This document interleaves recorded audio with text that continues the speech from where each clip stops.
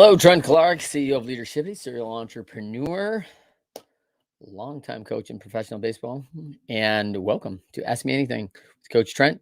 And happy to see everybody out there today. Thank you for joining us. And I have 3 questions teed up for today. So very quickly, we're going to run down it pretty quick today.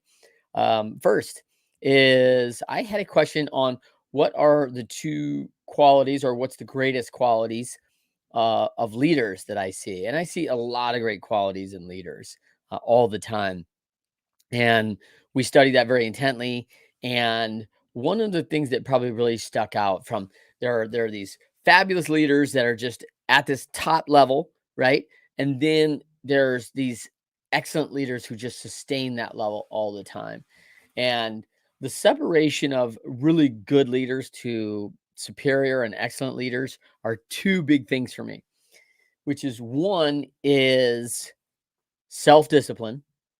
The superior, excellent, the very 1%, 0.5% leaders of all, they have a self-discipline that most people just don't have.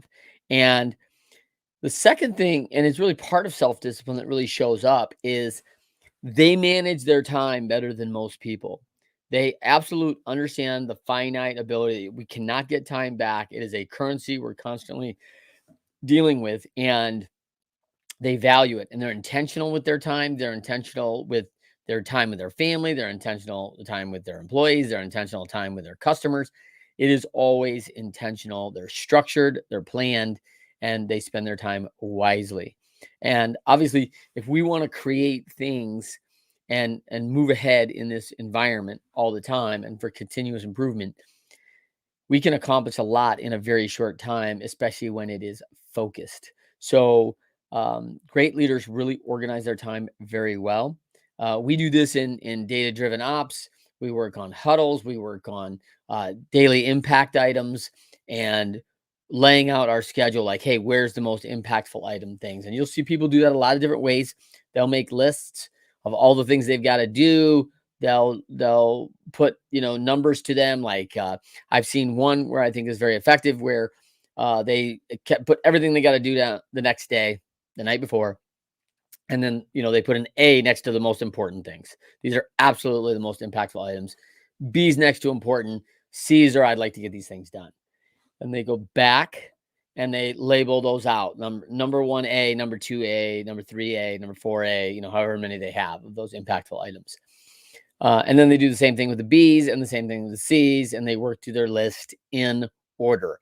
So if they've got the 4A things done and they've got 2 of the C's and getting to none of the rest, that's a huge win. It's a massive day.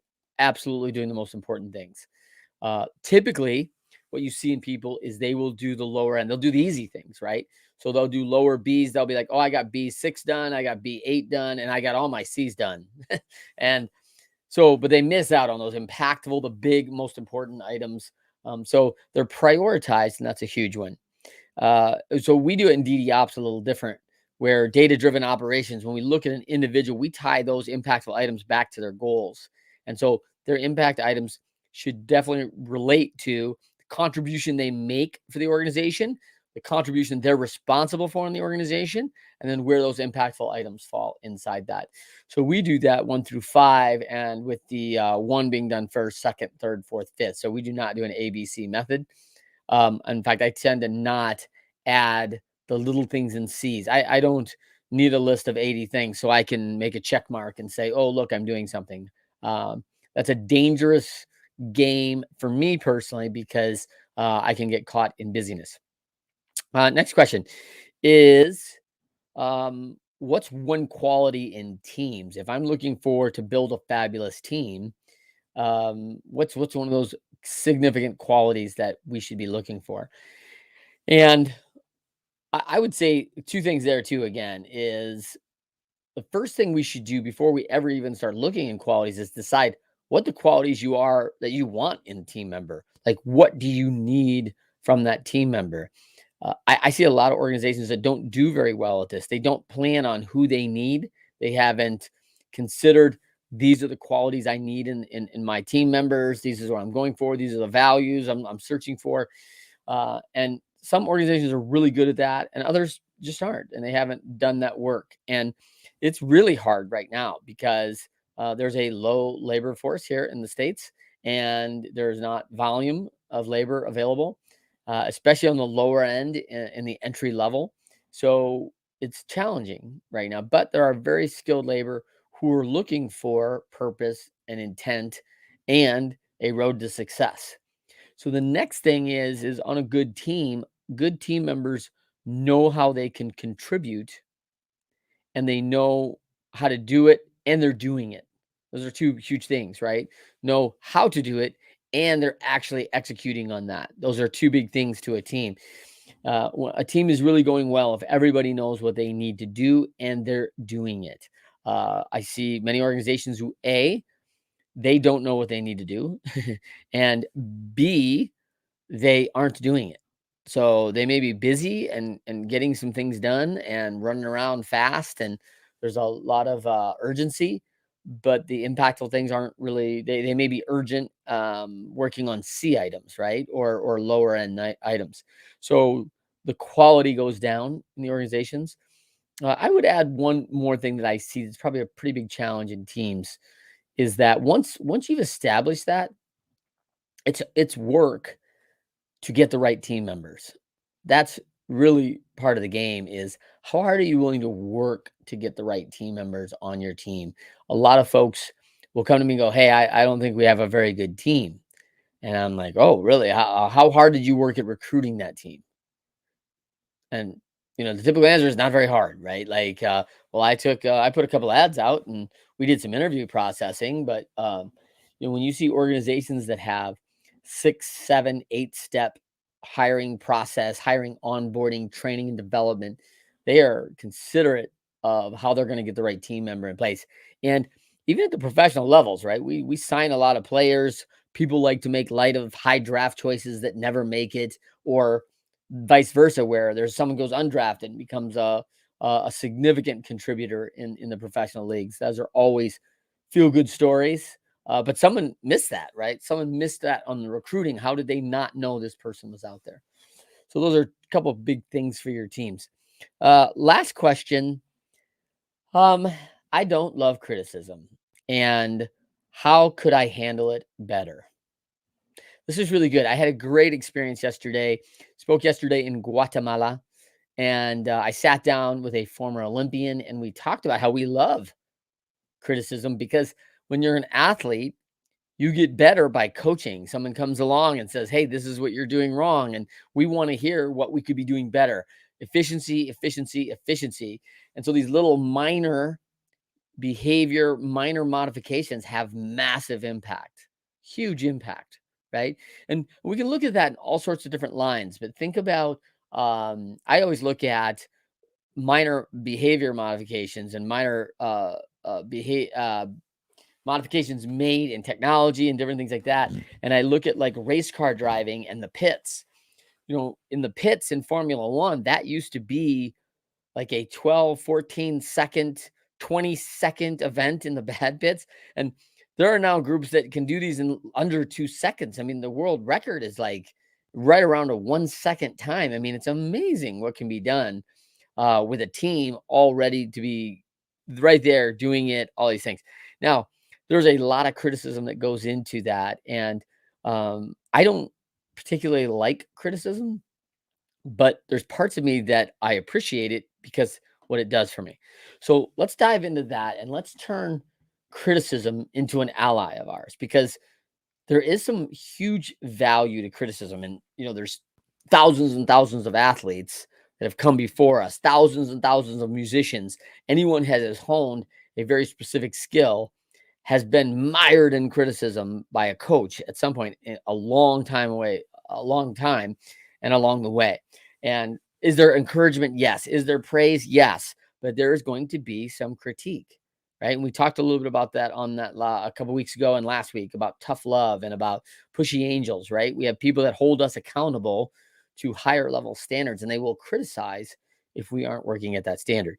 So let's talk about a 3-step approach that I read recently from Stephen Scott, which I like his approach to criticism. He's talking about turning criticism into a powerful ally.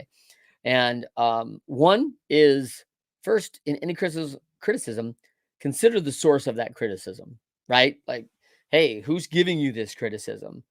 I mean, people online are criticizing everybody online. If you get on Twitter or any of these major social networks, you're going to be criticized for something that you say. So if you don't like criticism, people won't say anything because they're likely to be criticized.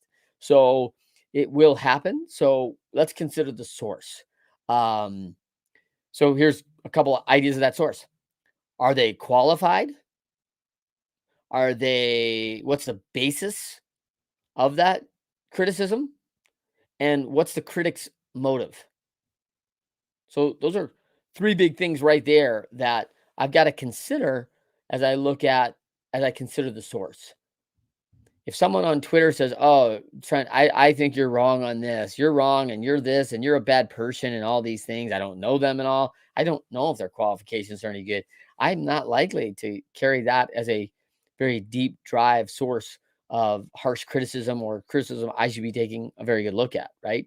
In the meantime, someone like who's mentoring me gives me some very good criticism, who's highly qualified, and their basis for this is to help me improve, and then their motive is for me to reach my goal.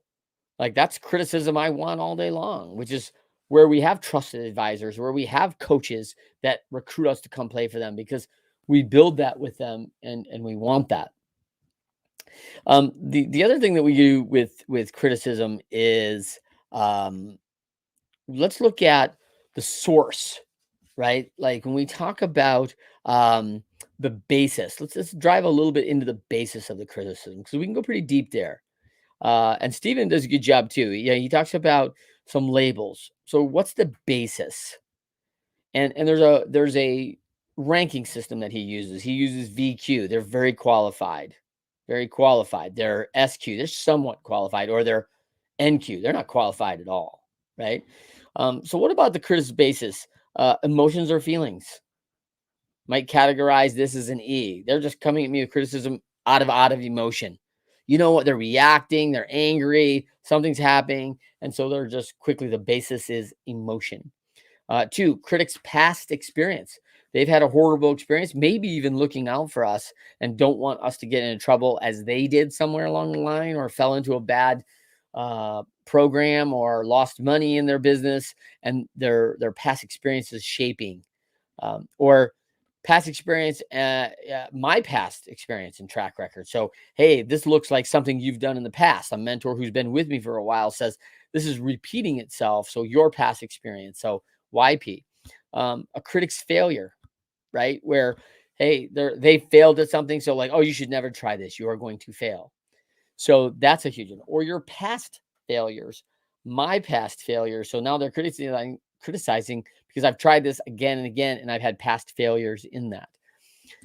Or the critic's lack of understanding of my intentions, my motives, my goal, or the vision, right? So there's a LU, a lack of understanding, right?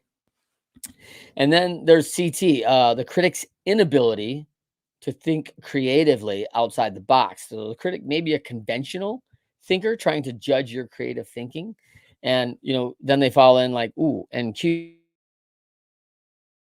not have to consider that. And then the last one is the criticism may be based on logic or wisdom, that is beyond my logic or wisdom. So they may be telling us. We run into this in parenting, right? Like, we criticize because we have logic or wisdom above our 12-year-old children who don't have that experience yet. They don't know what's coming. So our criticism is well intended, of course, but it's still LW, right? It's logic and wisdom based, and we're going to criticize based on that.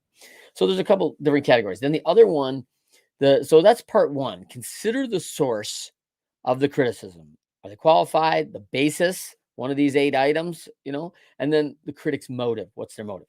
And then the second part is the accuracy of that criticism. Is the criticism warranted? Is there factual evidence? Is it just a feeling? Where's the criticism come from? And where are we looking at in that? So that's a really critical point, because I think people gloss over and make some assumptions.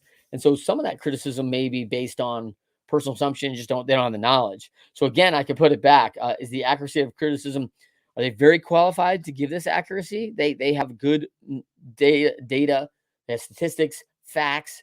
Is this somewhat qualified? It has a ton of experiences. They're going on basic experience that they've known. They know the numbers. They see danger zone. There's there, or not qualified. There's no accuracy in the criticism at all. They don't understand it. So the accuracy is all in question. The third thing is the responsibility for criticism. This comes back on me. Like, someone's coming back to criticize me, I've got to own that, right? I've got to own some part of that criticism is in my DNA. Something I've done, either transpass. Are they questioning my loyalty, and I need to be more loyal? Did I say something that felt disloyal to them? And so we have to take that criticism and figure it out. So this is what he did. He does a cool description of called mining for gold, right? Because when they do the pans back in gold, right? They're going to take this up and think about like scooping up out of the river, and you got water, you got sand, and then they throw it on your face, right? Like, so the water is just kind of like, hey, there's emotion in there. There's all these things like, hey, that's going to roll off. The sand is going to, man, might get in your eyes. That's going to take some time to clean out this and that, because you got to start looking at that, going through that, and looking for minor flakes of gold or nuggets of gold that are in there that may be truth that you need to take a look at and own. This was very much part of the game in baseball. When someone tells you, I would see coaches that someone goes out and drops a fly ball, lost it in the sun or whatever happens, and coach like comes in, stands at the top step as the outfielder runs in, and just yelling at them, criticizing them, and it's emotional because of the situation, but it's not as if the athlete intended, oh, I'm going out there to mess up and drop the ball. That's not my intent. So it gets lost a lot. But so there are all these things on the water that you're just rubbing off. Like, why are they so upset? Like, did they drop a ball once? Have I done this 10 times again? I haven't been practicing. What is the mine for gold that I have to find in this that's there? And that's our real answer. That's where it becomes the powerful ally, because we can learn what we're doing wrong. And as professional athletes or Olympians, or when you're at this highest level in the game, these minor things, these slight changes that you see are so significant. And it's one of the things that's really challenging. And I hear this a lot is, oh, I can't go to baseball games. They're so boring. They're so boring. Well, when we coach the game for so long, you coach all these minor intricacies, and you see them, and you're watching things happen, and you see players out of position before the play happens and realize there's probably going to be a hit here. And you realize that catchers are making mistakes on calling pitches to hitters that they shouldn't be calling, or the spot where the pitcher's throwing it, like they're throwing it in a danger zone because that hitter hits something really well in that zone, and they should be throwing it in another area of the strike zone, which is very specific and very skilled to be able to do, because the strike zone is not very big, yet they'll break that up into 9 different segments in that strike zone of where we want that pitch. And often hitters really know how to hit the ball really hard out of 4 of those zones. Like, they like to hit the ball out of those zones. So the worst thing a pitcher can do, regardless of what pitch. So everyone thinks fastball, curveball, slider, changeup. Oh, that's great. But what a lot of the positioning in baseball is really about where the ball is thrown. Where does it come across the zone? The speed changes, spin on the ball, important. Can't be discounted. But as a hitter, what I really want is I want the ball in a certain place where I like to hit the ball. And I don't want it in other areas. I will not, in fact, swing in other areas, even though there's strikes early in a count. As I learned to be a hitter, I recall a coach being very critical of me swinging at a pitch that was high in the zone. And so what would happen in that situation was 50% of the time I would hit the ball in the air. If it was high in the zone, I would get my bat underneath the ball, and the ball would carry up. As a fast guy, and always looking to hit for high average and score a lot of runs, getting on base was so important. My goal was to hit line drives, ball hard and low, because I was not a big home run threat, and there was areas that I could hit home runs, but they were only two of those boxes of all nine I could even hit a home run. If I hit a home run outside of those boxes in that space, the other seven, that would be a fluke. That would be almost accidental. Just perfect things coming together at the right time, and probably like first row if it was going to get over the wall at all. And so knowing that about myself, he was very critical of me swinging at high pitches. So if the count was 0-0 or 1-0, one ball, no strikes, and someone throws a fastball in one of those high three zones, I'd let it go. Maybe the umpire calls it a strike. Maybe he doesn't. I'm not very tall, so maybe I get a break on a high pitch because I'm short. And I lean into that pitch. I take a little longer stride on a high pitch because I want my body to come lower, because that ball all of a sudden looks like it comes across at below my nose, and the umpire says, "Oh yeah, that's a ball, clearly." And so I could benefit from my height. So all things that we have to understand, we mine that for gold, and that served me. There was tons of nuggets of gold in that criticism of me swinging at high pitches, right? So I had to mine it. Like, it hurt my feelings. Like, at first, like, it was very intense. I was yelled at. You're erring. You're making a mistake. You're hurting the team. There may have been some expletives in there when the coach yells and swears, and that's a little can be alarming, right? That the coach is upset. Uh, but very qualified.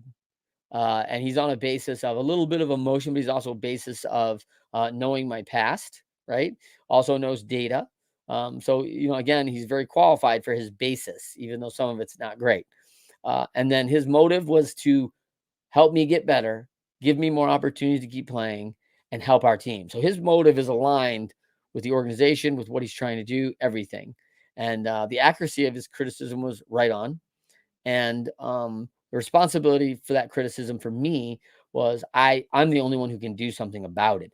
That coach isn't coming into the game and hitting for me, right? And if I don't do something about it, he will take action and he will do something about it, which is, if I don't mind for the nugget, if I don't mind for those flakes of gold, then all of a sudden I'm going to be replaced by someone who is understanding it, who does understand their position better, who can be more successful than me, and not continue to repeat errors that aren't helping the team. So hey, great three questions today, and it's a great timing as we pulled these out, because these were topics of discussions a lot with some entrepreneurs this week in two different events in Boston and Guatemala, and so we just had a lot of fun conversations about what's going on and how we can continue to lead better, be great leaders. And for you, always thank you for asking me anything. Enjoy the time with you. And I'll see you next time on Ask Me Anything with Coach Trent. Have a great weekend.